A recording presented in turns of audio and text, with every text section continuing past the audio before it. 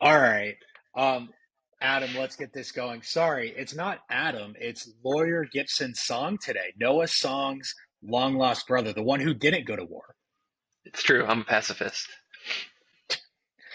Yeah, if only Noah's song was that, and he could have been a real threat If for your only. team instead.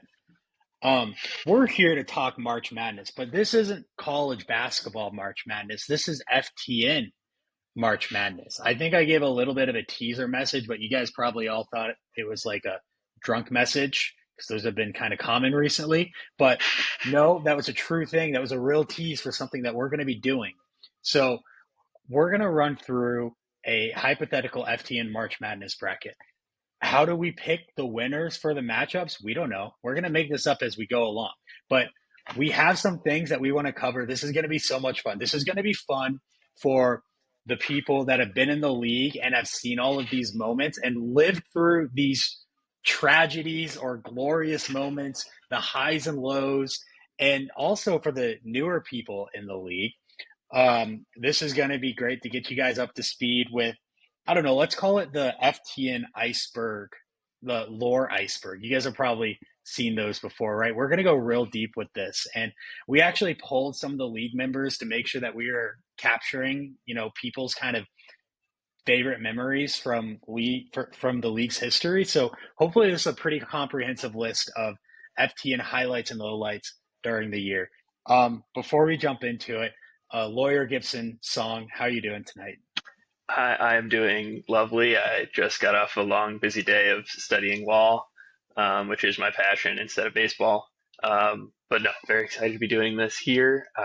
I mean, we've been doing this league for so long, it doesn't feel like it, but we have been. And like, this is sort of like the most like self-aggrandizing, like a circle jerk of all time. Like this is like literally just like let's talk about like how great our lore is and how great this league is, and this might be and as opposed to all of our other podcasts, which are for a broad audience of baseball listeners everywhere. This is like really truly no one will get anything out of this except for like these specific people, and I'm really grateful to be able to share this with you and to share this with everyone. Yeah, this is gonna be awesome. I know you've taken a look at the bracket. I know you're gonna have some thoughts here. So without any further ado, we're gonna start in the East region tonight. As soon as I figure out how to share my screen on this program here. All right, I think I got it. So welcome Beauty, to beauty. Welcome to the FTN March Madness special FTN lore bracket. We're going to go all the way to the championship. We're going to start in the East region with most infamous trades, part one. There's a Mm, second part. Don't you worry. There's a mm. lot of trades in this league. We're probably at 400, 500 trades all time. So there's a lot to dig into here. We can't get everything, but we tried to capture the best ones. This is going to be part one of that. And we'll just start with the number one versus the number eight seed. And I wouldn't be surprised if our number one seed runs the table here for the whole thing. But Adam, why don't you take us through real quickly? Jonathan VR and Charlie Black. I mean, this first of all, a couple of ringers. Really tough for the Charlie Blackman trade to go up against the Jonathan VR trade so early in the bracket. God damn the bracketologists. But I mean, we were so young back then. We didn't even know what BAM was really. We hadn't even invested in real currencies called BAM. And we were just sort of throwing it out for like literally anyone that ever existed. I mean, I think there's like a pretty clear answer here, but like I mean, they're both like every now like obviously everyone remembers the Jonathan VR trade, but I really think that this matchup is just so we all can remember Charlie Blackman also went for 110, and I think we should all be grateful and be and smile at that moment. I love that the trades were on the same day. I think this was the day that we first opened the league back to trading for the new year. Oh, We introduced Van, and then everyone just lost their shit. it is And free money. you get that. So some money was put to better use than others. All four people, well, I guess there's three. Ben's involved in both. All three people in this trade have not even sniffed a championship since these trades went down. So God, it's really a shame. I mean, yeah, I mean, couldn't you and Ben like couldn't have picked 100 plus BAM to go to two more wasteful people, especially as we get to later in the bracket to see where some of that BAM also went. But yeah, I mean, I think are we both good to sort of move on the Jonathan VR trade, let's and go. move on to the next? Let's go ahead and put the Jonathan VR trade through to the Oh, next round. it's gonna Um, be tough to beat. It's gonna be real tough to beat. well, these are two of the more controversial trades in recent memory. Unlike the first two, which both involved Ben, these both involved me. It was an Aaron Judge in, and then an Aaron Judge pretty quickly out. Probably more than fans of Newt and the Milkman, squad would have wanted to see probably. But Adam, what do you think? Which one was the more memorable trade here? Are they both just? Is this the right 4-5 matchup? God, I mean, this is definitely an intriguing one. First, I will say, wow, it really only was a year. I mean, Newt fans will need to hold on to that one for forever. I mean, a season of dreams, really. Um, God, I haven't even like decided who should go here.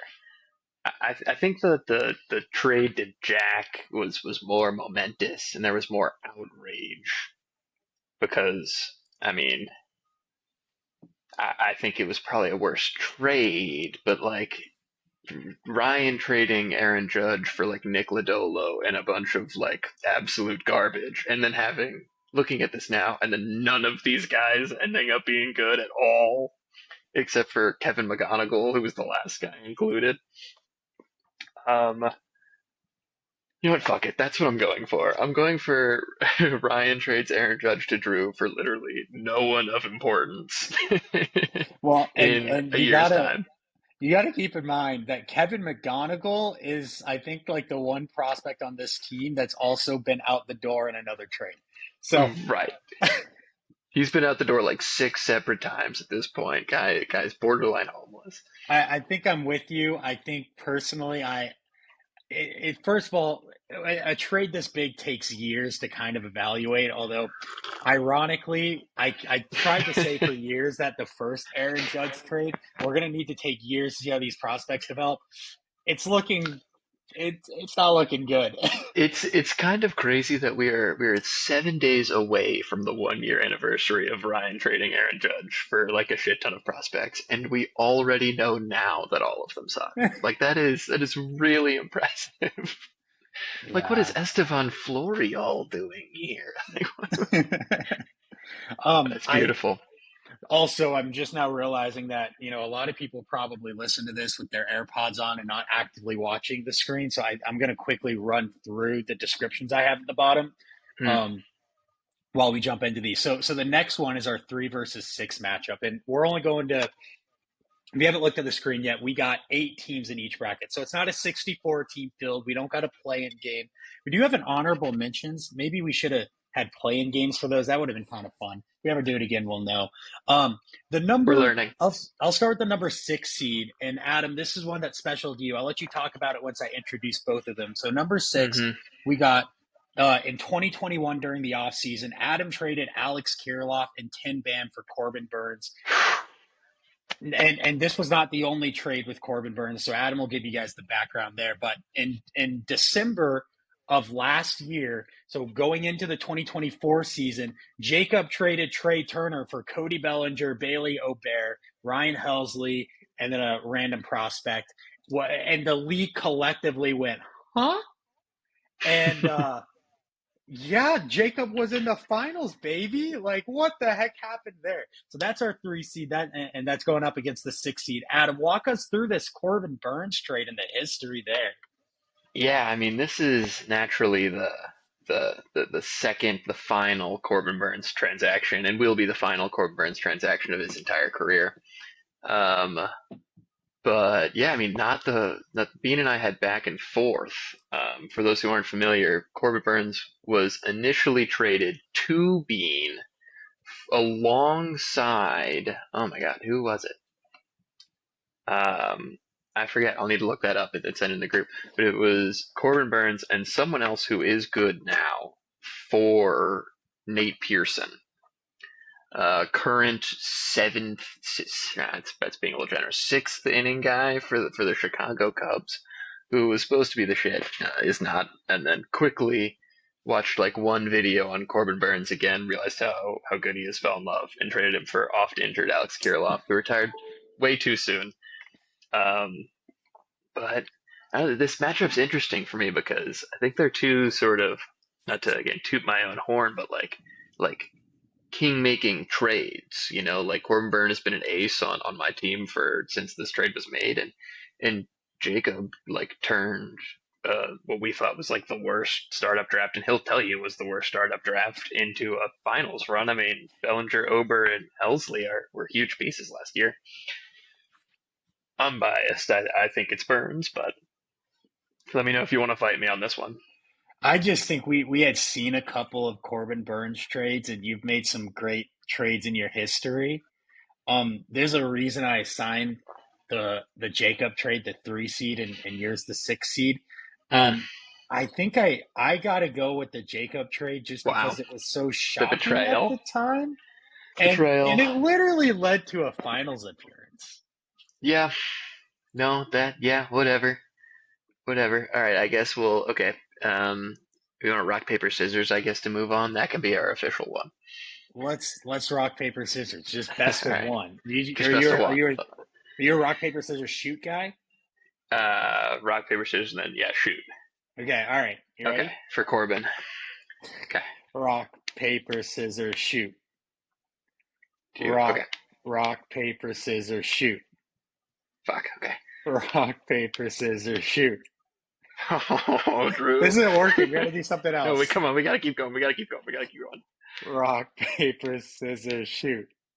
Stop it. Rock, paper, scissors, shoot. Neither Yeah, of us come threw a on. gentleman's rock, too. Like, what are Come we on. even Come on. doing? Come on. Come on. Rock, paper, scissors, shoot. Rock, paper, scissors, shoot. Let's All right. go. I'm gonna have to tag this video as the most epic rock, paper, scissors battle in YouTube history. I was about to say, I can't wait for the second version of this bracket where Adam and Drew play rock, paper, scissors for 15 minutes. It also makes the bracket. Oh my Uh, goodness. suck on that, Jacob. All right, this brings us into our number two versus number seven matchup to finish us off here. So we got Vinny and Graydon as the 7 seed, making the blockbuster trade. I believe it's the most recent trade to make this list. It was just super massive, and I'm pretty sure in the last podcast episode we spent 30 minutes talking about it. And then in the number two trade, and the number 2 seed, we have all the way back in 2019. Adam, you traded Justin Verlander and Tanner Roark to JD for Kyle Tucker, Brandon Woodruff, and Luis Severino. So many big names here. And I didn't add it in to the description down here, but the title, the C title says Justin Verlander trade leads JD to first championship. What a trade. Kind of worked out for both teams. So I'm gonna say this now. I think we should put in Jacob's offseason trade over my Corbin Burns trade because I don't want to have two Adam trades going up against one another in the next round, and I think this is potentially like the most important trade in league history. There's so much lore behind it, so many fun tidbits. This is the only trade that JD and I have ever made. JD went on to win the championship with Justin Verlander. Kyle Tucker is still on my team and is one of the best players in the league. Brandon Woodruff was then instrumental in the Mike Trout trade that didn't even make this list alongside Gavin Lux, who was then traded for Max Scher. No, sorry. Who was getting traded for Marcus Semien. Scherzer was in the Trout deal. You got Scherzer was Trout. in the Trout. Then Scherzer was then traded for DeGrom, and then Trout was then traded for Semien. Like I mean, there's and then Justin Verlander was, and then JD won the championship, then dropped Justin Verlander after he got Tommy John again. Then I picked him up again, and then he won the Cy Young, and I won the championship. Like it doesn't get any better. This is the trade. This is the trade. This is the It one. it's a strong contender for a number one seed if memes weren't so powerful. This is the Wayne Gretzky trade of FTN. Like this will have ramifications for the rest of our lives. Um, and like yeah, Vinny and Graydon, like these are probably the two best players that have ever been like traded for like close proximity of each other. Like that's cool. That's great, and I'm happy for them. I'm really happy for them. Well, But no, get out of here. maybe the Judge and Harper trade will, be something That's fair. similar.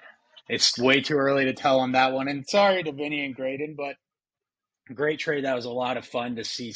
Again, we love to see large trades, large name players. People don't want to see Nick Marjevic's trade news pop up on their group me alerts. But when we get a big one, it's always fun. So that's should we finish this region or should Let's we go to let's the finish let's the go to the other region? regions.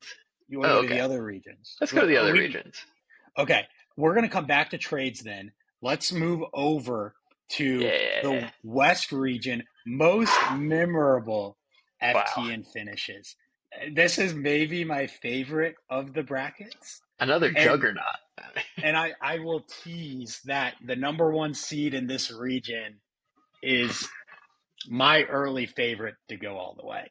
So we have we'll just go ahead and kick it off. Let's go from bottom to top. Actually, I want to do that one last. So we'll go from 2 to 7. So number hmm two, the number two seed in this region. I've kind of written a story here. I'm just going to kind of read word for word for the people on the phone. In the title says Trout's injury costs Drew a title. JD wins. In the inaugural FTN championship game, Drew controversially navigated his first two playoff opponents. See the number one seeded controversy in the bracket below, teaser, and met JD in the finals. However, Mike Trout injured himself the week before in the semifinals, and Drew lost the matchup 4-5-1, with home runs and RBIs being decided by one apiece, stolen bases tied, and Mm. runs being decided by three. Surely numbers that could have been overcome with a healthy Fishman. So this was maybe not as big of a story if it happened in any other season. It's the first year of the league. I already We had didn't the know what we were doing. controversial. We didn't know what we were doing. I already had the controversial number one pick as the commissioner, which everyone kind of called BS on, which allowed me to get Mike Trout in the first place. And hmm I started the season like really badly and made kind of this random playoff run. And we'll get into the controversy about it in a little bit. But then it's Drew versus JD. For people who went to high school with us, this maybe runs and cuts a bit deeper than maybe it does for others. But like that's a rivalry that it's one of the top in the game in any game. Football, baseball, basketball, it doesn't matter. It's a Titan Goliath versus Goliath matchup, or at least we thought it was going to be. And yeah, just a crazy finish. The closest finals I think we've ever had. I gave it the 2 seed, maybe slightly overranked here, but it holds a special place in my heart as one of my lowest moments of my career. I think it's beautiful. It's like the ultimate fantasy baseball story for the modern era. It's these two juggernauts of teams, the best of friends in the finals, and the best player of our generation begins his getting hurt streak of all time and loses such a close matchup. I think it's poetry. I will always put the close matchup over the blowout matchup as close as I hold that one to my heart. But I think it's truly like a Shakespearean level drama that needs to go through here. I agree. And we didn't talk about it too much, and that's only because it's actually we didn't talk about it at all.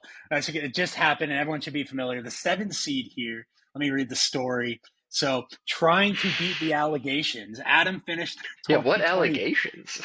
Adam finished the 2025 season with the best overall record in the league and cruised to a second straight championship. The only time that somebody's gone back to back in FTN history with a 10-0 sweep in the finals against Jacob, the sweep also being an FTN first.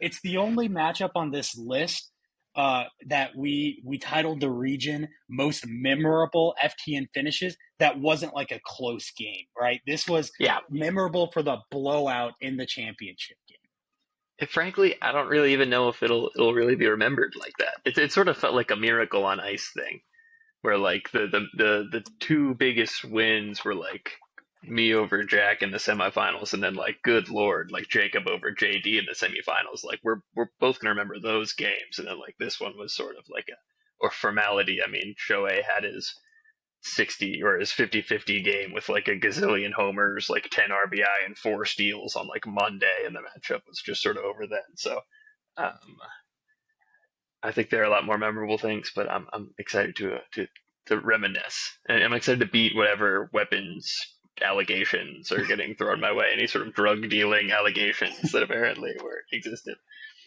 Yeah, there's been a lot thrown out there about you on the rumor mill. So, All well, true.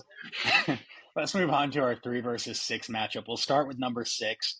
So, number 6, Ben crushes JD in the final week of the COVID 2020 shortened season to win the division. In 2020, before Ben decided to tear it all down, he memorably crushed his rival JD in the final week of the shortened season to secure a playoff berth and cause JD to miss the playoffs for what we didn't know it at the time, but the only time so far in his franchise's history. So Wow. it was just it. JD already felt like a juggernaut by the tail. Like after winning the title in 2019, the first season of FTN, he comes back and everyone kind of expects him, I think, to be the best team again in year 2 and win the title. And then Ben, who no one, if you're new to the league, you're like, what crazy fantasy world am I living in? Yeah, there is a world in which Ben beat JD out for the title in a 7 week shortened season where you played no out of conference games. You saw each division rival 2 times, and you saw your in conference out of division rivals once each. Ben destroys JD and makes the playoffs. And then of course, you know what's so memorable about it is he then lost in the first round of the playoffs to a New York division team. Awesome. The only time the New Awesome. York Awesome. division Awesome. saw the championship game. The COVID So year was quite a year. yeah, it's like a fever dream. So that's the number 6 seed. The number 3 seed here, Jack gets a complete game from Sandy on a Sunday to pip Adam 5-5 with this tiebreaker to advance. So Mm, en route to a second title, Jack matched up with Adam in 2022 in the conference championship game and gets 3 pitcher wins to Adam's 0 on Sunday, led not by none other than Sandy Alcantara's complete game masterpiece to mm, take the category by 1 win and hmm. advance via a tiebreaker. Yeah, it's crazy that I'm an advocate for a quality starts league. I mean, who would have thunk that there was, this is the villain backstory. Um, I, it's funny. If you put a gun to my head 3 days ago and was like, "Has JD's team ever missed the playoffs?" I would have just said no, and I certainly wouldn't have remembered that it was Ben to be the one that did this to him. And I will obviously never forget the obvious transgressions that Jack has had against me in that specific day in my life. Um, I'm a little torn. I think I probably lean Bean over JD just for like the pure hilarity of it all. Is this still the same rebuild that has been going on for Bean since then? Did he beat JD and like call it a career? Like, is that what happened? I was talking about it with him on the phone last night, and the shock in his voice when I said, "So Ben, like, what are you gonna do? You're gonna go on a 5 year playoff drought?" And he's like, "It's not been 5 years." He's like, It looks like it's it's been not been five that years. long. It's been 5 years, bro. It's been 5 years. This Wow. was the beginning of the end. He had all these veteran pitchers that year, and then Ugh. during the offseason, he traded everyone with a pulse on his pitching Mm, staff, and that was the end. Um, I don't know. We've had some epic playoff moments, and I know this one led to a playoff appearance for Ben. hmm. Um, I have fond memories of it, but is it better than a 5-5 between the two titans of of our conference in 2022? I don't know. I I don't think I'll fight you on this one. If you wanna give it to Jack, it's I'll just I'm just hurt and I need to take my bias out of it and I'll tip my cap. All right, well, let's move on to the top half of this region. We Wow, this have is this these are some crazy matchups here. five versus four. We'll start with number five because it was super recent. So, new schedule format cost Ben a category win as he finishes week one with 29.2 innings pitched. So, Ben's already been complaining about the new schedule format in the group chat as recently as It's beautiful, today. beautiful stuff. So, as FTN transitioned to a new 22-week regular season schedule and MLB introduced the Asia Series games, the shortened week left some owners unprepared in week one, and Ben finished with 29.2 innings pitched, one out shy of qualifying and taking whip. Mm. It wouldn't have. The reason this isn't higher is because it just wouldn't have fucking mattered given where he finished the season in the But it's standings. so good. It's It's so funny. so good. It's just How the like how most do you Ben even moment do ever. that? And he's the guy who hypes up his starting pitching more than anyone else, even though it's dog shit outside of like three guys.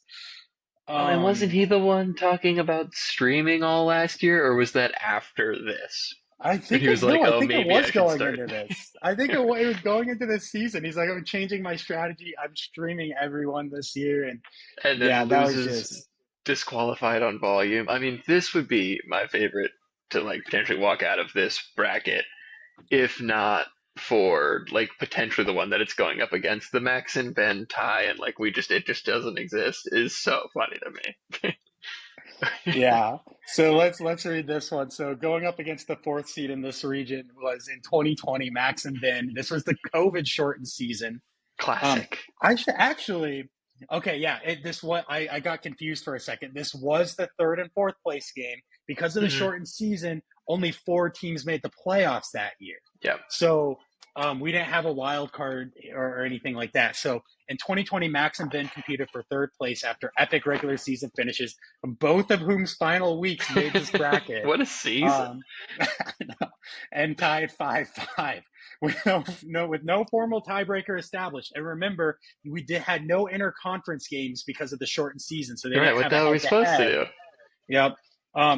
With no formal tiebreaker established, as the two teams did not play each other, both teams currently can lay claim to a podium finish. It would be the only one in each of their teams' respective histories. So And we gotta let them have it. We gotta let them have it. I mean, we probably. I'd like to think that at least you and JD are just enviable fantasy sports commissioners, and for such like a clear miss to exist on the resume that's like so free and like talked about. I think it's amazing, and like the perfect finale to like the gas leak season of Community that like was the 2020 FTN season that like I now cherish more as a result of this bracket. it's a toss up for me. They're both hilarious. They both feature Ben, so you expect the comedy in this. I don't know who to go. Do we want to like rock paper scissors because we both don't know?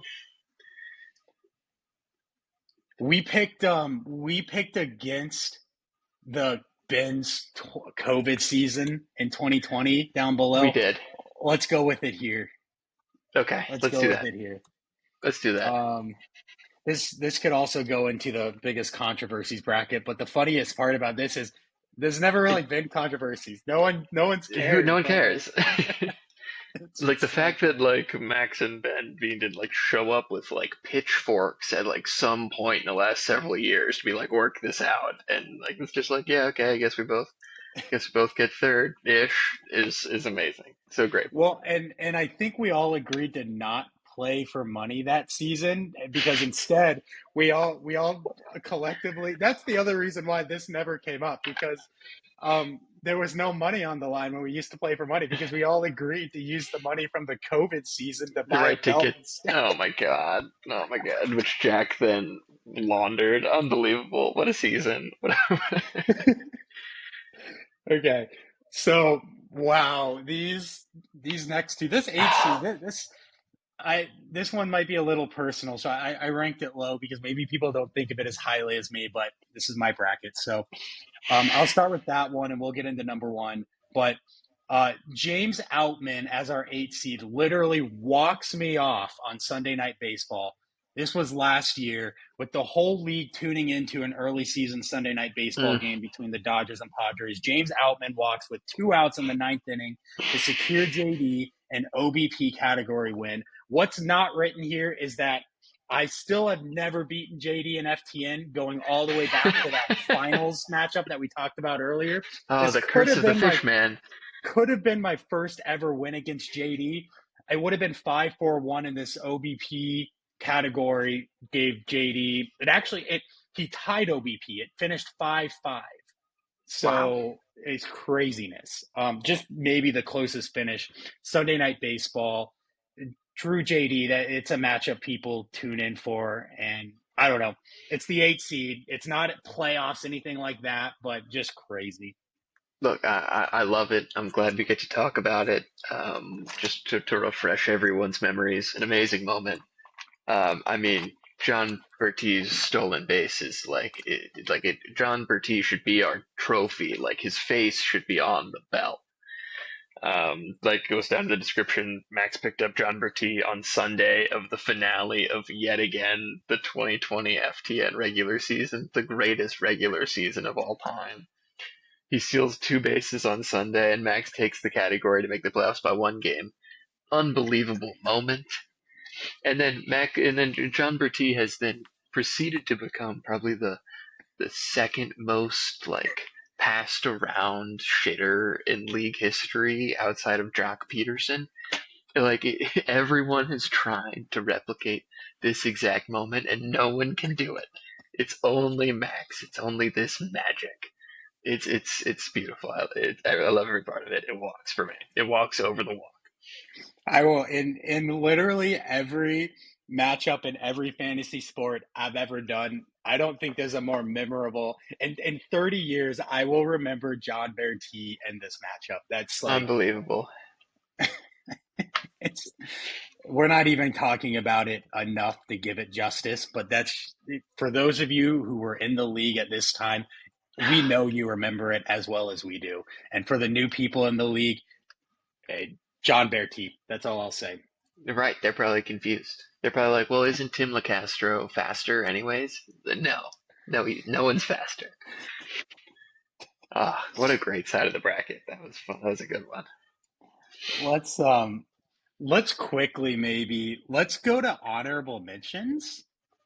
Um, this will be fun. So these are a couple of things that didn't necessarily fit into any of our bracket categories, but we wanted to highlight anyway because we either received feedback that these were some of the more epic moments in FTN history, or we just thought they were special to share. So honorable mentions, Adam. Let's start at the top. The funniest in-game event attended by FTN members. I was reminded by Sean on this one Mm, that we all went to spring training back when work from home and traveling and doing road trips during COVID was a thing that people could reasonably do for, if you had that type of job. So a lot of us went down to spring training.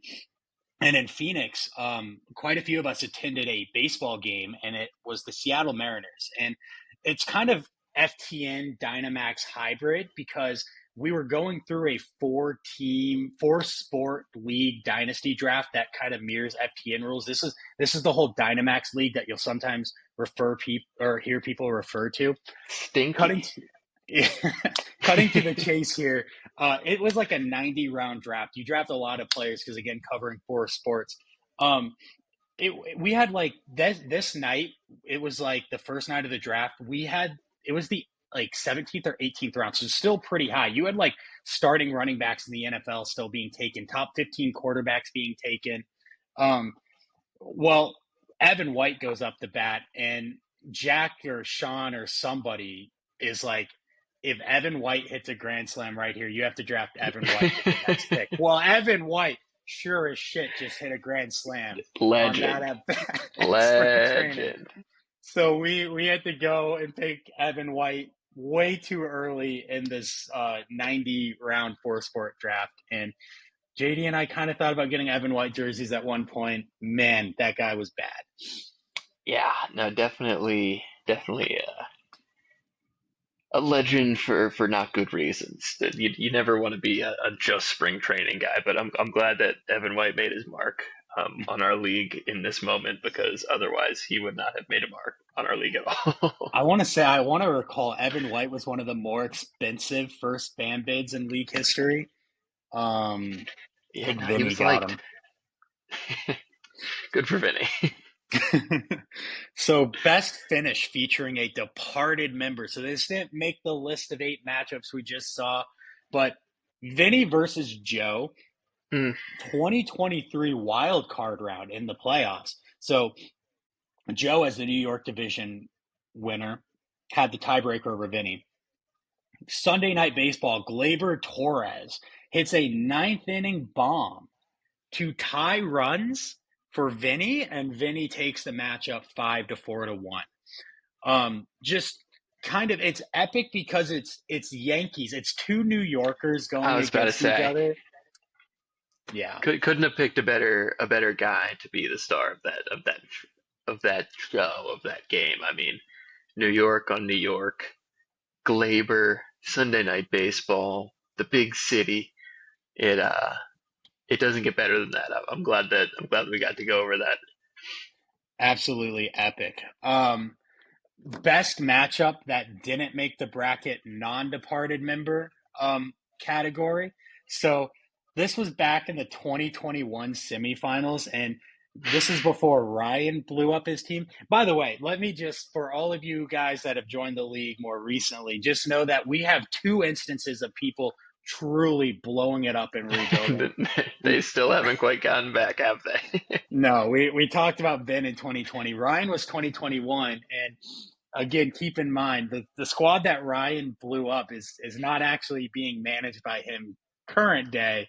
It's Perry had to pick up the pieces after the blow up, and it was following this 2021 season where Ryan got to the finals and lost to JD. But that was only after he had a 500 OBP Javi Baez in the semifinals with 3 stolen Crazy, bases to crazy. to beat Jack 5-4 to 1. Tied stolen bases 7-7 after those three from Javi, and then won OBP by hundredths of a decimal point. And it also featured a Subway Series DJ LeMahieu on a I mean, Sunday the going three for Yankees on the four. big stage. I mean, Yeah. this was back when I hadn't beaten Ryan in league history, and like I was like calling him dad, like without even like being prodded. It was just like sort of a fact. I mean, wow. I mean, we all did embarrassing things when we were younger, but I think that just like might be it for me. Um, what a beautiful time. His offense was so fucking good. Ryan was the early leader in like most home runs in a week, Oh most man, it was RBIs in unreal. a week. Like if I go back and look at the database and I look at like through like before we expanded rosters, like Hmm. Ryan is the historical record holder for many of the early years stats. Crazy. So Truly. that's a matchup. Let's go to the best meme. Now, this is one of probably the more heated categories. I'm going to show you my favorite meme, Adam, and if you have one you want to talk about or showcase, I don't I know. think this is mine as well. I think this is mine as well. It's beautiful. It's truly beautiful. It pops up about once a year when talking about prospects. And it's I only going to keep getting funnier as Jared Kelenic and Brendan Rodgers like continue to be shitty. if you're listening to this audio only now, it'd be a good time to try to pull out your phone and look real quick at the screen. Um, But because I you've seen can't this do one this. before. You've all seen it. I just can't do it justice describing it. But it's the Brendan Rodgers manipulating service time frog meme. It was sent 6-7 years ago in the group chat, and I have it saved on my phone. It's my favorite meme of all time. JD, man, he's been fire with the meme since his return this offseason. He's always been the meme lord. In fact, best memer absolutely would go to him. Alas, there's no belt for that. Alas, there's no belt. All right, Um, want to get back to the bracket? Yeah, we got one more honorable mention, and this is Oh, great. The best thing about FTN that I heard from league members was meeting new friends or making new friends and meeting people in different cities to see ball games. That's going to be none truer than when we're all in Seattle in a few weeks. And I know there's some other things planned this summer with some smaller groups of people as well. So really appreciate everyone in the league. This has been fantastic. This is my favorite thing. It's and I'm not the one who put this in here, by the way. If you think I'm kind of grandstanding it for myself a bit, no. I heard this from multiple people. So, all right, no, let's I get seem back to like the the Scrooge bracket. for wanting to move past it, but I guess whatever. Love y'all too. Jesus. Should we go to trades part two, or should we go to the bottom right Let's region? go to trades part two. I think we Love it. we we gave it some space.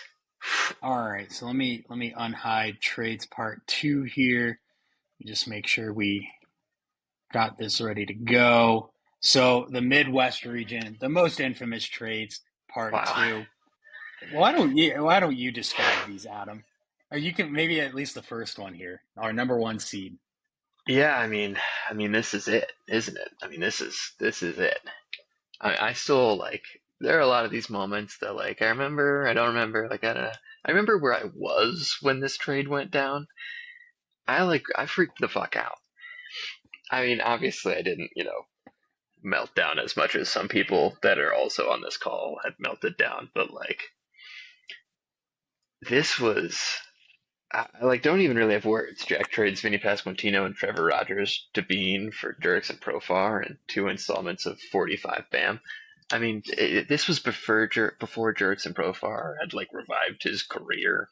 I mean, this was just like everyone talking about Vinny Pasquantino being like a stud prospect trade for like just BAM, essentially. Like this was like the probably the most ridiculous like is BAM like the BAM trade outside of like the Jonathan VR, Charlie Blackman, Mike Moustakis of it all. Like it doesn't get any. Yeah, the renaissance of the controversy. It's beautiful. Vinny Pasquantino now is just fine.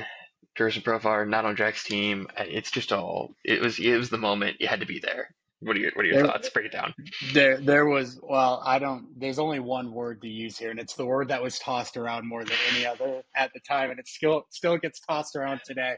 It was unprecedented. I'll leave it at that. So that's going to go up against our number eight seed, which is actually kind of cheating a little bit. Because it's like It's 15. it's a collection of just Drew and Ben trades over the years, and so a collection of some of my favorites. So between 2021 and 2022, so only over the course of just two seasons, we saw Ben trading 12 BAM for Jonathan Daza, 40 BAM for Chris Bubich, 11 BAM for Tyler Naquid, Tyler Naquin. What is happening here? 15 BAM for Jack Suwinski, and 17 BAM for Nick Senzel. Who is But like in here, Korea? he just left MLB in America. He's now playing overseas. Um, and then, I certainly returned the favor, and I gave Ben 59 BAM for Max Scherzer, a washed Max Scherzer, 13 BAM for Hunter Bishop, and 25 BAM for DL Hall, which was my second acquisition of DL Hall from Ben. Just passing it back and forth. Really, the STDs of this league. Nick Senzel, sorry, now in the Mexican League.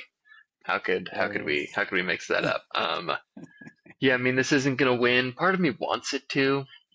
Well, it wants it to because like this is just I think the part that is so funny about the Pasquantino meltdown is that it like wasn't actually even that unprecedented in terms of just like a bam for a guy, but the reaction is the beautiful part. And as a spoiler, if this did go to a tie, this was one of JD's picks to make the final four, so it does own the tiebreaker um, moving I forward. I I I don't think it's gonna have any trouble getting there if I'm gonna be honest with you. It would be pretty unprecedented if it didn't make it. Drew's Um, meltdown about Drew's Pasquantino meltdown, not making it to the finals. our number five versus number four trade is very, or yeah, is very interesting. So, our number five seed was a trade in February, so the off season of Ugh. 2021, where Jack traded Marcus Simeon to James Paxton. The reason this makes the list is because A, it had ramifications. It absolutely had ramifications. We already talked about how Marcus Simeon eventually ended up with lawyer Gibson Song, and then James Paxton was a nobody, and I've heard just from multiple times from Jack and Sean both that Jack was this was maybe Jack's worst move, and we just don't expect mistakes from Jack. It's a robot.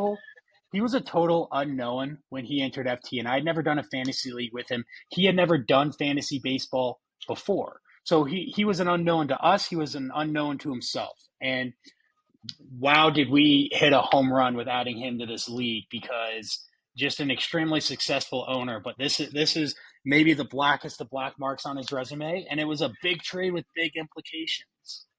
I just love the mythical world where like Jack just like didn't know anything about fantasy baseball yet. And he walked in and he was just like the biggest Mariners fan. He was like, I want the Mariners guy, and just uh, I mean, talking to him about it is one of my favorite things to do. And this is like isn't even the first time that like he traded for James Paxton like two or three times. It was terrible every single time. It's Jack's soft spot for James Paxton is one of my favorite things. Um, talk to me about Logan Gilbert here. Well, I'm curious to get kind of your take on it as well, like from your reaction maybe at the time, which you may not remember because it may have been kind of nondescript for the time, but even now. So this is one of the trades that seems to just keep getting better and better. It's like a fine wine that just ages better and better. So I had traded 100 BAM, two installments of 50 for Logan Gilbert back in 2022, and Logan Gilbert was like a fairly successful rookie pitcher, but wasn't anything super special. hmm And of course, he's turned into the ace we now know and love today, starting, the opening day starter going into 2025 for the best pitching staff in baseball. So Yeah, just a big trade, and it just gets talked more and more about each season, kind of, when it wasn't really actually talked about in the past very much. it's definitely yeah right. It's a trade that like it just it keeps like you said it like keeps growing. Like it's one of the few trades that we've talked about that like continues to sort of like we're still like, oh, was it a good trade, was it a bad trade, like how is it working out for both teams, like it you can come back to it. It's like one of our favorite books that we just come back to every now and then, like the people who read like Harry Potter like every year around Halloween or something. We just come back and we talk like, is Logan Gilbert worth 100 man? And I think it's great. I still can't really decide if he won or lost that trade. I was yelling unprecedented when it happened. I think it was I made fun of you for the longest time, up until like July of this season, frankly. And I can't wait to keep coming back to it. I probably side with the Marcus Semien James Paxton trade because I just love, I love it. I love how Jack did bad thing once, and now I get to laugh at him for it because Lord knows it might be like the only bad thing that he's ever done. What's so funny about the Logan Gilbert trade is I didn't realize this now, but looking back, this probably was the case at the time. I'm sitting here calling the Vinny Pasquatch trade unprecedented, and that happened a You're month and a trading half twice after that. this one. So, It's you know, yeah, who you who am trade I? twice as much Bam for like just as unproven of a player, and you're going, Yeah, but oh, the they both layers, the they both kind of layers. worked out. They both kind of worked out. Yeah, So, you're all right, yeah. all right, our number three and number six trades Wow, both going on in the COVID season. wow. I'll start the number six seed. So the Davy Garcia stipulation, and it's actually not too memorable of a trade, but I'll tell you why it is. So Ryan trades Jazz Chisholm, Davy Garcia, and Brandon Belock to Sean for Dallas Keuchel and five BAM. Now, there's a stipulation here, plus future consideration. See Dallas Keuchel trade in 2020 folder for additional details. That is how the trade is formally documented in our files. There is a separate contract in the 2020 folder written up for the Davy Garcia stipulation that is signed by Sean and Ryan. Was that our first like legalese entry I, into FTN? I think it's the first stipulation trade we ever had, and it's Unreal. it's executed and bound by a contract. So We should do that with all of our trades. we would have And less on trades top, if we did that. that's true. And on top of that, it is potentially like, I know we said like best trade be or like best player being traded for best player earlier. Like probably the best player to ever be traded for like the worst player of all time, like Jazz Chisholm for Dallas Keuchel is so good. Um, I mean, oh my God. And Ryan Tron still has Jazz Chisholm. I think that's amazing. I think we got to Yeah, send for around sure. that contract. All right, and that's going up against our number three seed, also in the COVID season. And Heavy this is hitter. this is here for the Heavy hitter. comedy. Ryan traded Lorenzo Kane to me for 20 bam. I don't. I guess I didn't read the news. I don't know if there were rumors going around at the time, but Lorenzo Kane just got up and retired 2 days later. Oh So man. I mean, so good. Oh, that's a tough matchup. That's a real tough matchup. The first ever notarized FTN trade signed by both parties involving a trade of Jazz Chisholm for Dallas Keuchel or 20 BAM for literally nothing. this is a great matchup. I don't know who to take here. I I'm think I might stumped be here. partial to the Davy Garcia stipulation. Get another upset in the bracket. I think I probably am too. I mean, just like with how ridiculous this league has gotten, I feel like that was like a big step towards like, oh, we're actually like losers. And I feel like that is, I'm sure Sean and Ryan were inspired after seeing the Lorenzo Kane trade a month earlier result in the retirement of a player. They're probably like, yeah, I want protection on all of these assets. yeah, I can't wait for, I can't believe like Bamsurance didn't get created soon after life Bamsurance, retirement Bamsurance, 401 Bams. 401 BAMs, that is definitely something that I have referenced to you and JD in an off-season call Oh, before for absolutely. potential ideas. Listen, if Uh, your players retire, you should be, you should get a small BAM stipulation as part of their retirement plan. I think that just makes sense. it's so funny. Okay, our number two versus our number seven seed. Wow. Our number seven seed had potential to be so much higher if it actually resulted in anything worthwhile. But so far, the go ahead, Adam. Matt Brash was an unbelievable piece of my bullpen in that season. In my I think, in that championship winning team, Matt Brash was unbelievable. and he should have been the smallest part of that trade. The three-team trade. I mean, you can tell it, and well, I'll tell my part, and then you tell your part. But like, it was literally like you called me one night. It was like we literally have a three-team trade agreed upon. Like, do you? Oh, Well, yeah. and it was like, do you want to get in it? Like, we need like five more BAM or something. I was like, sure. Like, oh, or no, it was like we need Reese Hoskins. I was like, okay. Like, what do I care? Um, and then like just happy to be a part of it. I mean, you walk through the rest of it. Well, I to your point, the Reese Hoskins, the Matt Brash was maybe the most impactful piece from the actual season Damn that right, played out baby. in front of us. Because if you look at these, I mean, okay, Nick Lodolo ended up being the key piece to the Aaron Judge trade. Um, but That's a big. lot of these prospects, Brooks Lee, Colt Keith, Edward Julian, have all been dropped or added or kind of irrelevant since. Rafa Devers got injured, and the thing about this trade was there were so many stipulations, specifically the Rafa Devers ban royalty for RBIs. Then there was a Yeah, Brian Reynolds stipulation. There was a Nicola Doller stipulation. The royalty had a little bit of ban paid out for it, but not as much as it should have because Rafa Devers just decided he didn't want to get RBIs as soon as he hit the amount needed to start generating the royalty for Perry. So that was a little disappointing. And then none of these other like stipulations that were agreed to and negotiated literally for hours at Wrigley Field with Sean and Perry, none of them actually happened.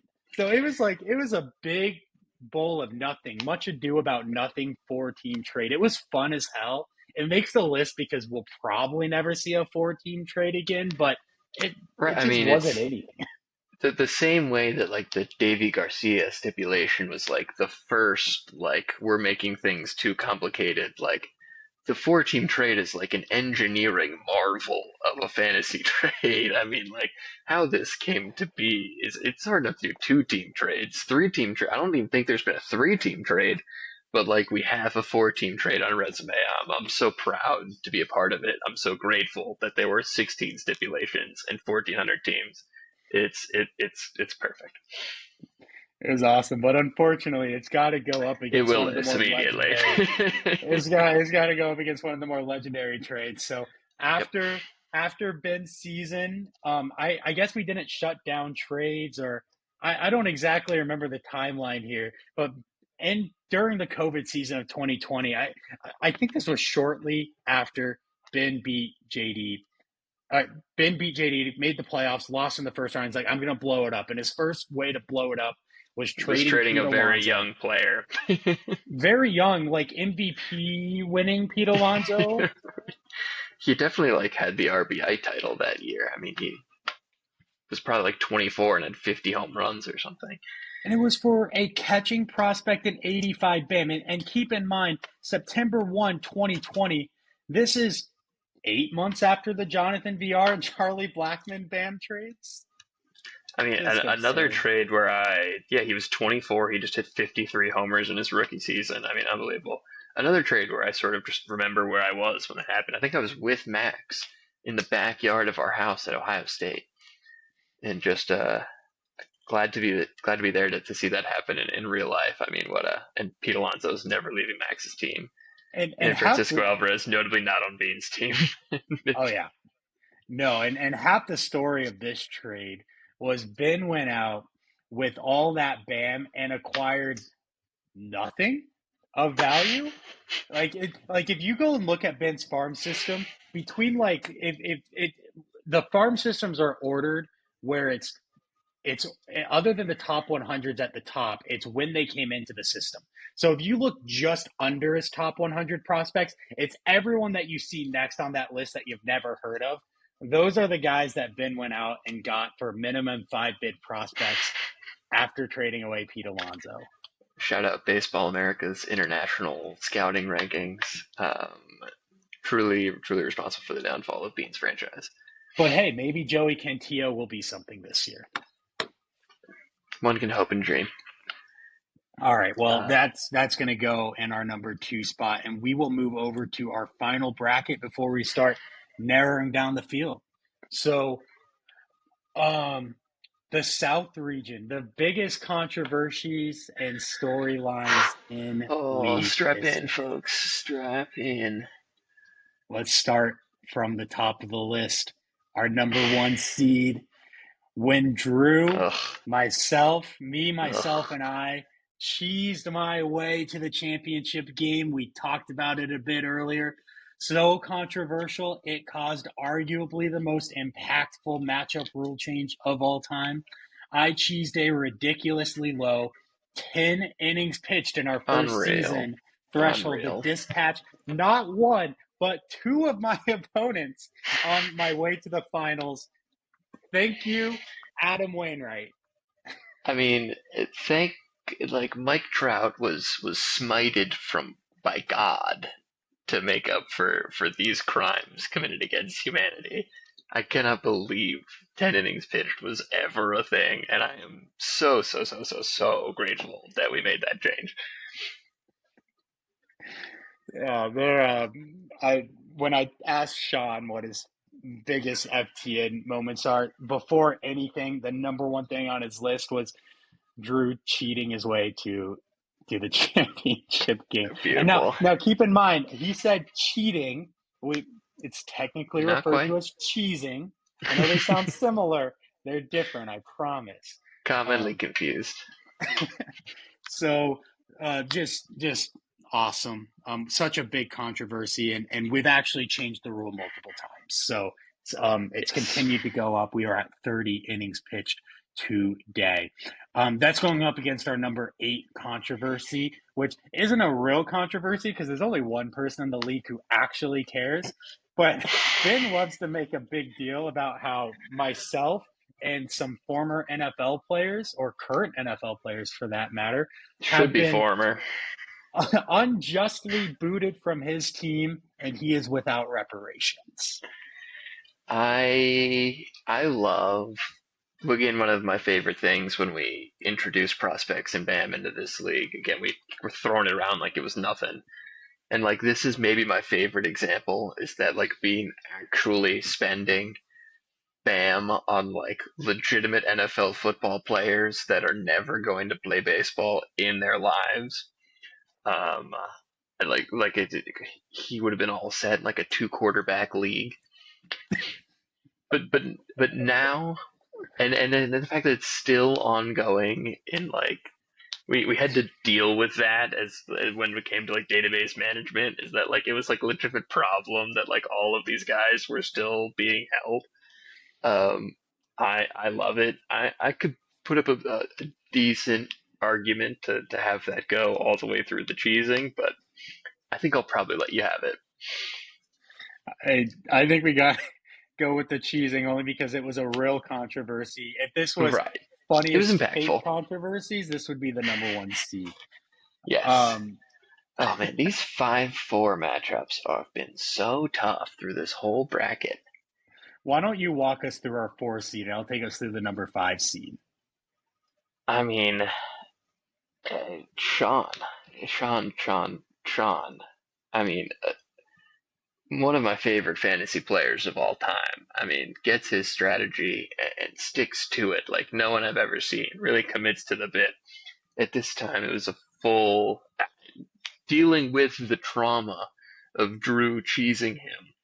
Decides to switch entirely to a relief pitcher strategy to keep his ratios all the way down to get through a low innings pitched threshold. We all criticized it. How is he supposed to win? You can't be going for only a couple of categories every week. It's the regular season, everything counts. But it like sort of works. We get to the trade deadline. We're like, man, we're gonna get to the playoffs now, and Sean can actually start like cheesing matchups the way that his team was intended. Like we're all fucked. And then he immediately goes complete 180, trades all of his relievers for a bunch of starters, and then loses in the first round of the playoffs. I mean, just ah, it was amazing. It was beautiful. It was shocking. It was startling. I don't know if Sean regrets it.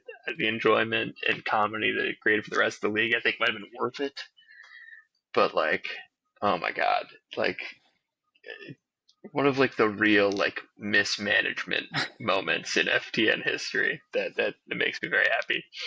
The great part about this 5-4 matchup is how connected they are because It's our yes. number 5 seed it's going up against is following a misunderstanding during the league's inaugural season. We're taking it way back. Sean drafted pitchers Uh, with his first 8 picks. eight picks. He actually finished 2019, our first year, with the league's best record until he got cheesed to death by me in the first round, as we talked about. And then he decides, as you said, change course, get rid of all these starting pitchers, go to relief pitchers, and then change his course again mid-season when it was actually working. It was Ugh, absolutely insane to me. Um, it's so good. wow. And like even now in like redraft, like it's more in vogue to take 8 hitters to start your draft and don't take any pitchers. And not only is it the complete opposite to what Sean did, like this was dynasty. Like Sean was taking the most injury prone, volatile assets first. It was I love you, Sean, and I love your very complicated, trauma-ridden relationship with pitching. And he's got strong pitchers entering this year too. So I What'll they don't do know who this to time? take. I don't know who to take in the 5-4. I might go with the change in strategy. I think I do too. I think I do too. It was so outrageous and so surprising. What a crazy matchup we're going to have in the 1-4 matchup. Definitely the best 1-4 matchup of the second round. Um, Yeah, wow. Number three versus number six. Number three needs no introduction. Our three Ugh, seed in ugh, realignment. Believe it ugh. or not, this was a controversial topic at one point. Did it get resolved? We never did anything about it actively as commissioners, but you don't hear as much complaints about it these days. But wow, every offseason, us as commissioners having to deal with most of the league asking, can we have realignment? That was a brutal storyline. It's maybe the lowest point in this league's history in terms of morale was just how Mhm. low people used to get about realignment. Like you said it earlier, JD and I typically run such a tight ship on the day to day operations of the league, and we have such a great thing going on here with FTN that this is truly a black mark on the league's history was having to deal with the realignment talks. And it's hard to say if it could have been avoided, but the problem seems to have abated. And I'm just happy that we are past that point in the league's history. Well, it was a terrible, terrible time, and it makes me grateful like how it was resolved that we actually like looked around and was like, you know what, like I like my division rivals, and like we chose that over realignment, and like that makes me really happy. Like going back to like the like making friends and meeting people, and like the fact that like we created such relationships even if they were hostile in fantasy sense that like I don't want to give up playing these guys like that. It's actually like very fondly, very sentimental, and I'm really glad that it got resolved in that way. I mean, Adam, you got a new dad out of it. I did.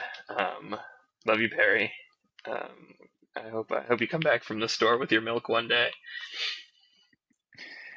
Oh man, and this is so realignment at biggest controversy or storyline. It's going up against our number six seed, Michael Kopech in the Bamchise tag saga. Jack controversially used the new Bamchise tag feature that we had introduced to intermittently roster Michael Kopech over the course of three It's crazy. seasons. On a more macro level, Jack was the first adopter of the Bamchise tag streamer strategy used Hmm. on both starting pitchers and relief pitchers, and he has rode this innovation to two titles. And look, it was the first time that I would say we saw innovation in the league. It was, yeah, I mean, like we introduced a new change, a new system, and Jack like immediately cracked it. And now I think like overall throughout the league now, like young starting pitchers or like someone like Shota Imanaga, Roki Sasaki, guys that are coming over and contributing but can still be Bamchise tagged and like brought up and down as like a free streamer. I mean, like those are the most valuable pieces in the league, and like Jack was the first to invent it. Obviously, very funny. There was Michael Kopech, who was terrible, but a very funny example to start off. Now, I don't think that it has the personal appeal that the resolution of realignment has to me, but I would understand if you want to move past realignment, period, and not advance it. I was gonna say I don't want to talk more about the dark days of the league. I'd rather talk more about the Bamchise tag in the next round. So I'm gonna go ahead, move that in to the I next think round as a slight upset here based on seeds. I think both of these. I think it would lose to both of the two and the seven, so we can just move past it pretty quickly. Okay. Well, in our 2-7 matchup, Adam, these are both your boys These here. are highly So dramatic. I'll read through these and then I will just let you take them and run. So our Sure. number 7 seed is Adam forgetting to add Riley Green. People forget, but Riley Green was the number one prospect in baseball. Specifically, he was the number one prospect on a certain Sunday evening where he officially graduated from the FTN prospect pipeline. Adam failed to add Riley Green at midnight to his rosters, while co-commissioners JD and Drew rushed to add Riley Green at midnight. Chaos ensued, and the end result was a renewed focus on prospect eligibility reports and the introduction of the franchise tag. So, yeah, one of the more traumatic days of my life. Just the worst thing ever. So what I believe, and you can correct me if I'm wrong, but I believe what happened is that we like that was like right when we had put the form out that you had to the Google form for Bamchaz tags, and I had texted like initially in the group like what we used to like I will be Bamchaz tagging Riley Green, but then I just never did the form. Um, all hell break loose. Thankfully, justice prevailed, and I have Riley Green. But like, I'll be the first one to admit that like he should probably be on JD's roster. And very selfish of me to not like put. I couldn't just like put my hands up and be like, I was wrong, and like I'll make a martyr out of myself. Like, don't be like me. I fought to the death with that, and I'm still a little bit embarrassed by it. But that was I don't terrible. think I don't think you were a commissioner yet at the time. And Hmm. I think it was the first time that there was controversy among a prospect not being added in time. And Hmm. JD and I were literally on the phone with each other right before midnight. Like, what do we do? What do we do? Like, should we call out him? Do we tell him? We're like, should be his responsibility to like check these things, and like we don't need to hold his hand because then we have to do that for everyone with big prospects. It just sets a bad precedent. And so Hmm. while we're on the phone, it strikes midnight, and then JD picks him up. Then I was pissed about it. So, what a snake. Yeah, Truly. that was. But it led to what we have today now, where I don't think we've had another controversy yet where this has happened. So that kind Thankfully, of everyone has learned. everyone has learned. So then our number two. So Adam, I want to make one small correction, which is Hmm. earlier in this episode you mentioned that during the inaugural draft, Sean drafted pitchers with his first eight picks that were injury prone, and this was a dynasty league. I want to make sure that we're on the same page about no one knew this was a dynasty league because it was not a dynasty league that first season. Oh, So really? it Or I thought it was like wasn't. a keeper league. It was a keeper league. It wasn't I a think it dynasty may have league. been a keeper league. We had So we had like three three keepers or or something. five keepers. Yeah, yeah. Yeah, I want to say it was maybe that. So one of the biggest controversies we'll ever see in league history. Adam oddly chose to roster young prospects such as he who shall not be named, Gavin Yeah. Lux, and Casey Mize, and at prospect eligible rookie Kyle Tucker for good measure. He was rookie eligible after 2019. This was during the first season before farms were even conceived. Adam ultimately lucked out as JD and Drew allowed teams to keep prospect eligible players upon transition to a dynasty league with farm systems. Walk me through this. Yeah, I mean, as soon as it was, I mean, my teams were bad back in the day. I like my first pick. I remember was Justin Verlander, and then I believe into a round two JD Martinez in the initial draft. You know, Shohei Ohtani and Fernando Tatis Jr. were sort of thrown in there somewhere, but we don't we don't need to They're talk like about them. 15th and 20th round They were picks. they were they were pretty deep. Um, but my team's pretty bad for a while, and like upon learning that it was a keeper league, or like I like read one article. I wasn't into fantasy baseball either at the time, so I like literally looked up like keeper league keepers for like top prospects or whatever, and just like added the top three, um, and just sort of very much lucked out.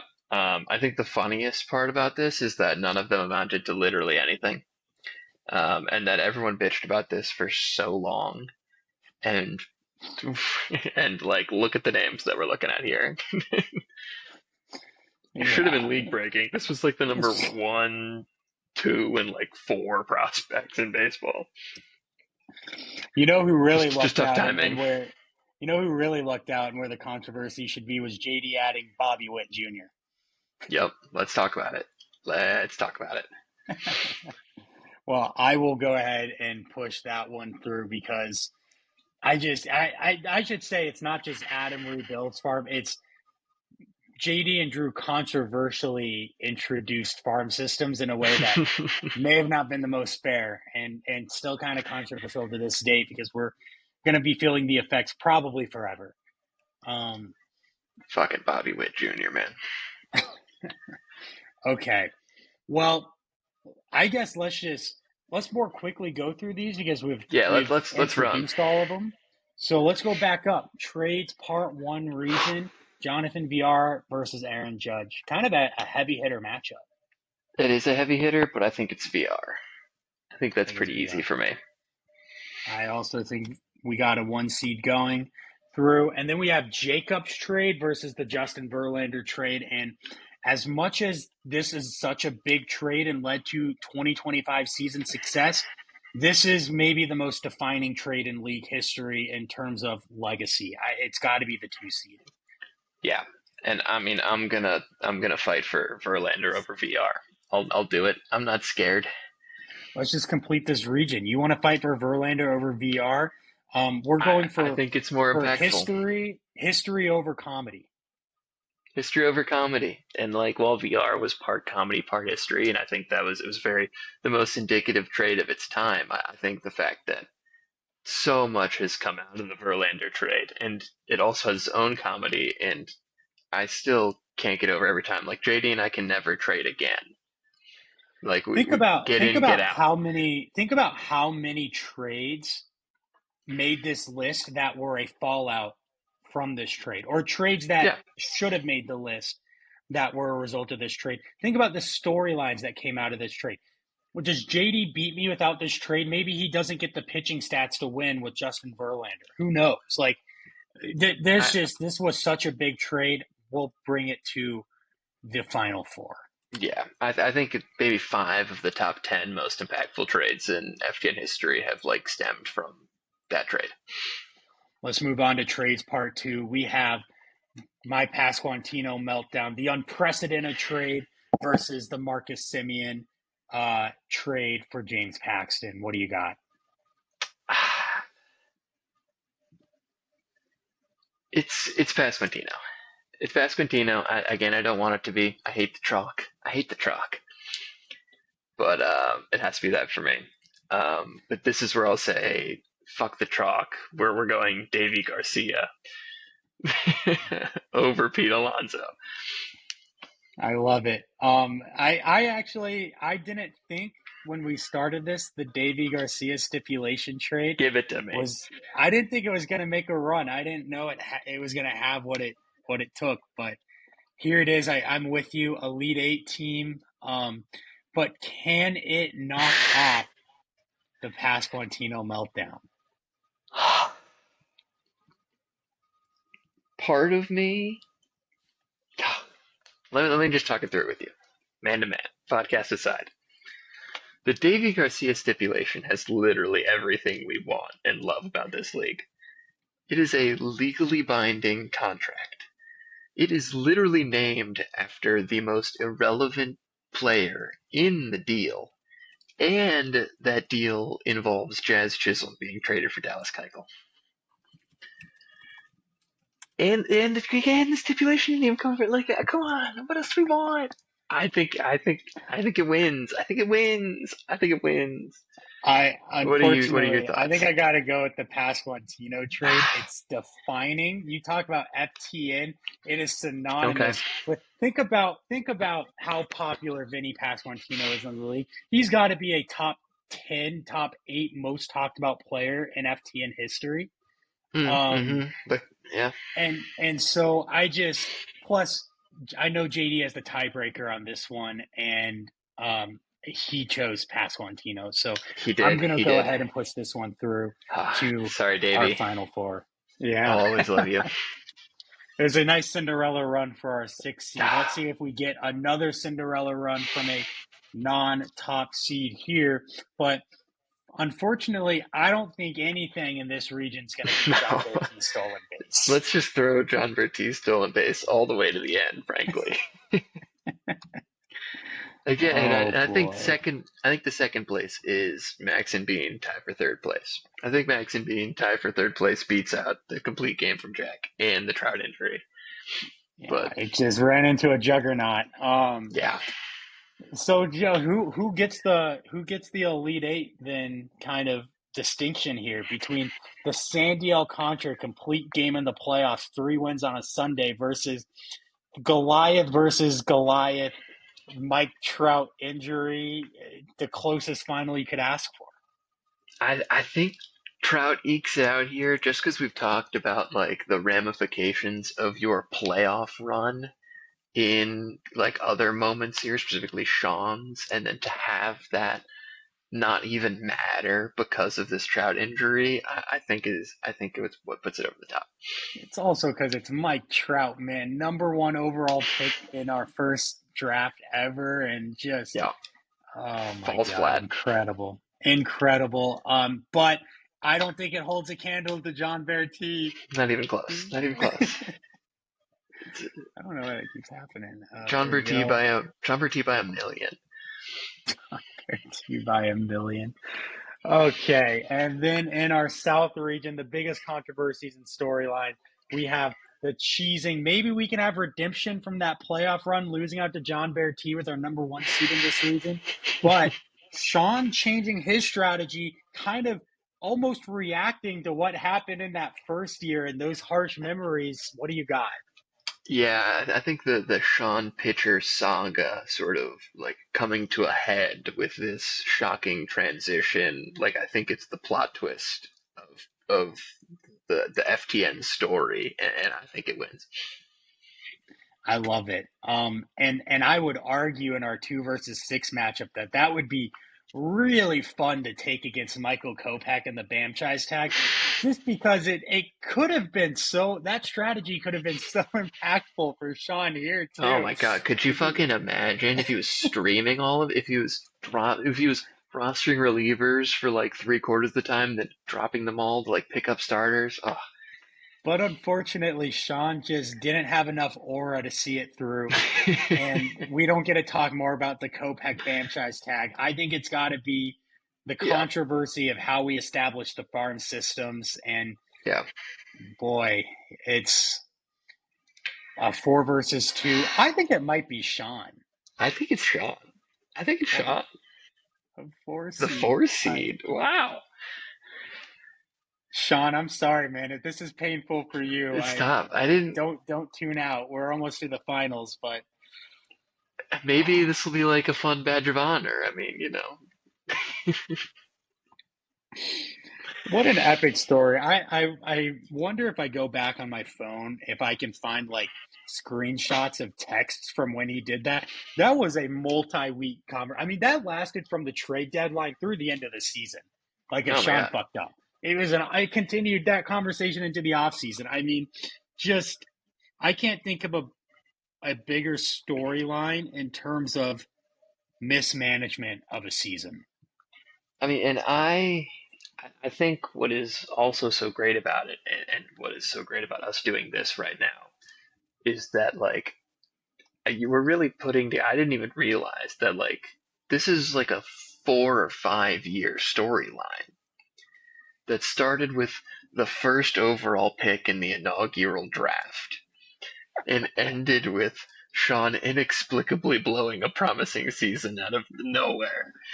And it's like the Bible in a way. Like it's religious. Like it needs to be studied. Yeah, dude, we're so lucky to have such an epic league. This is great. And This is great. and What a and Final and Four. and the gaps between the good teams and the bad teams had been widening since pretty much the first season. And last year we brought it back, baby. We had the closest. We had, I think, you were the only team that finished over 600 winning percentage, and we had Yeah. like three teams the year prior, and we had no team finished under 300 winning percentage this year after having like two the year before. So Yeah. that gap, it's getting more and more competitive again. I mean, we should be able to add to this best finishes Oh, easier than just about any other category. That sounds great. The best is yet to come. So let's talk Final Four. Justin Verlander trade, Kyle Tucker trade Oh versus my the god. You Pasquantino mean the trade. Tanner Roark trade? The Tanner Roark trade. Oh boy. I don't know what to I, do, man. Oh, this is so great. This hurts so much.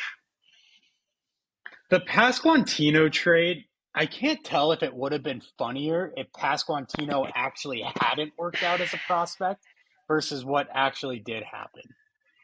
It would have been funnier if it didn't. If he didn't. It would have been funnier.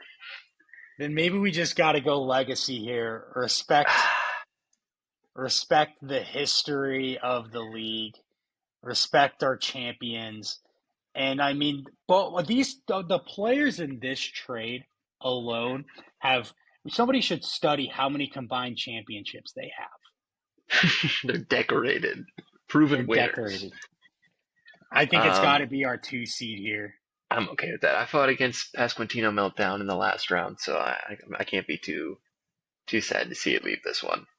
And this is you would expect a close Final Four matchup by the time we get to here, but a 1 seed versus a 4 seed.